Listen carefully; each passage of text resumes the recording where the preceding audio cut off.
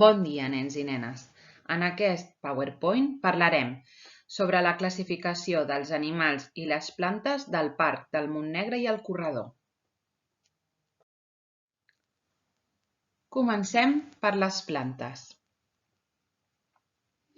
Com ja vam veure a la UD1, tenim els arbres. Mireu, aquí tenim un exemple d'un pi pinyer. I quines característiques tenen els arbres? Tenen un tronc i tenen una copa amb fulles. Després tenim els arbustos. L'exemple que hem posat és el romaní. Característica: tenen més d'un tronc. Per últim, tenim les herbes. Mireu, aquest exemple es diu lletsó de paret. I quines característiques tenen? Doncs que tenen fulles i que desapareixen al final de la temporada. Passem als animals, que classificarem en dos apartats, els vertebrats i els invertebrats. En els animals vertebrats tenim els ocells. En aquest cas, l'exemple és un pit-roig. Quines característiques tenen els ocells? Doncs que tenen plomes i ponen ous.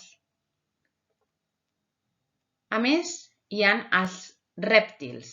L'exemple que hem posat és un dragó comú. Característiques: tenen la pell coberta d'escates i també ponen ous. Els amfibis. Mireu, l'exemple que hem posat és una granota verda. I les característiques són que tenen la pell humida i mireu, fixeu-vos, els ulls són molt grossos.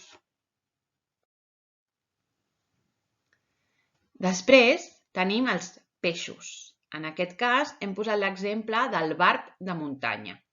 I les seves característiques són que tenen aletes i viuen a l'aigua. I, per últim, però no menys important, tenim els mamífers. Mireu, què és això? Un esquirol. I quines són les seves característiques? Doncs que tenen pèl al cos i que les mares donen de mamar a les cries. Ara passarem a parlar dels animals invertebrats.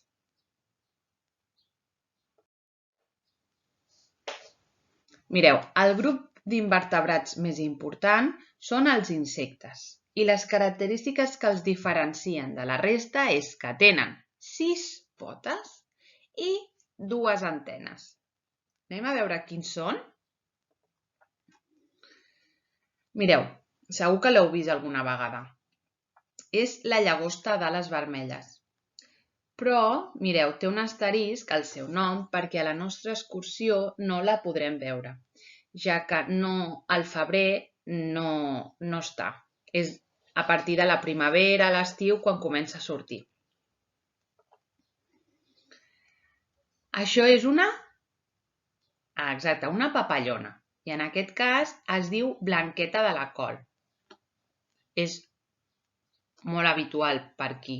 Segur que en veurem alguna. El coneixeu, aquest escarbat? Sí, n'heu vist? Es diu escarbat lluent. Sembla que porti un arc de Sant Martí aquí dalt. El veieu?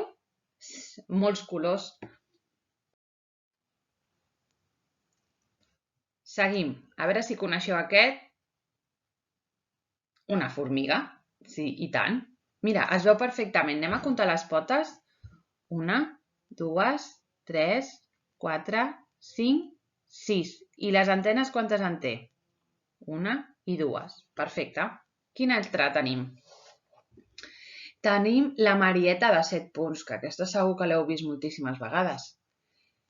I per últim tenim la libèl·lula, que com veieu al seu nom hi ha un altre asterisc. Això vol dir que tampoc la podrem veure perquè no és la seva època. Però segur que n'heu vist un munt de libèl·lules. A part dels insectes, també hi ha els aràcnids. I quins són els aràcnids? Molt bé, les aranyes. En aquest cas hem posat l'exemple de l'aranya de la creu. I quines són les seves característiques? Doncs que tenen 8 potes, no 6, i que fan taranyines. Us sembla que les contem? Mireu. 1, 2, 3, 4, 5, 6, 7 i 8. I si us hi fixeu, podeu veure la taranyina a sota de l'aranya. Quin altre tenim? A veure. Què és això? Un cargol. En aquest cas tenim el cargol bover, que és de la família dels mol·luscs.